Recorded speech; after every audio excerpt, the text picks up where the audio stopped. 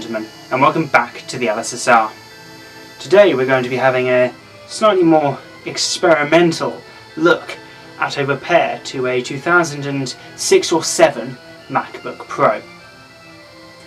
Now, these were the first portable Intel-based Apple products, being released alongside the such likes as the 2006 Mac Pro, which is one of the computers I personally own, and the 2006 or 7 iMac, another computer I personally own.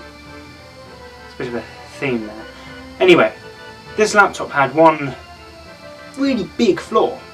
The fact that the graphics chip, when it got too hot, would cause the thermal paste to melt, and the chips would just separate like that, and then the screen doesn't work, which is exactly what's happened to my unit. So today we're going to be doing our best to try and fix that using a hairdryer, tinfoil and some screws. So to begin the repair, I first had to look up how to disassemble and then later reassemble the MacBook. I did this just by googling it and following a tutorial. Now there's a key bit I will stress here if you're just watching the video. There is a screw in the battery thing that points towards the front. Remember to undo them or you'll break the machine. It really fucks the whole thing up, okay? Just remember that for me, okay? That's a real important bit of information there. After you've removed all the screws from the outside, you can lift up the middle to reveal the lovely insides, and then this is where things really started to get difficult. After spending a long amount of time and much effort, I finally managed to remove the logic board, which I thought was surprisingly small. After it was wrapped in tinfoil and blasted with a hairdryer for several minutes, I reassembled it and found to my surprise that my copy of Windows XP booted perfectly fine. Now my next step after booting the computer was reassembling it. It shouldn't have been the next step, but it was, and that was a big mistake. This became such a big mistake because I didn't put it back together right the first time, so I had to do it again. I then tried to use the disk drive to install the operating system, and the disk drive I think is broken, so I had to open it again to get the disks out.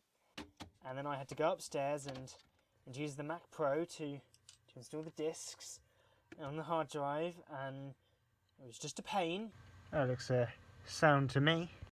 But eventually, after many hours, I got there, and we got to the point where the computer now boots up into macOS 10.6 perfectly fine.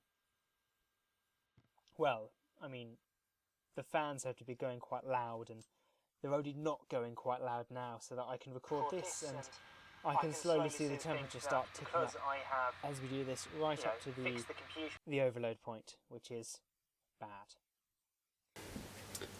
Right, ladies and gentlemen, you might be expecting me now to come with a really positive conclusion to the video, but in reality things didn't go particularly well. A couple days after the last bit I filmed, the screen on my MacBook Pro broke. Not the one I just repaired, my 2019 MacBook Pro. So I'm now without a computer,